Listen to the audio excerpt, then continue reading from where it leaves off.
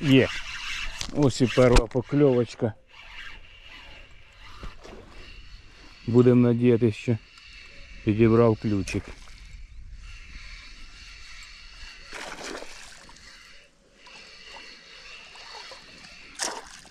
Так, не зійди. Я сьогодні рибу не братиму, мабуть. Пофоткаємо тебе і відпустимо. Годинку я прорибачив.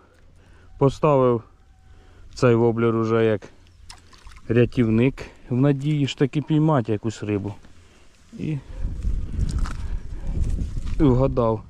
Ну біжи, така щучка грам 450 під пів кіло. Біжи.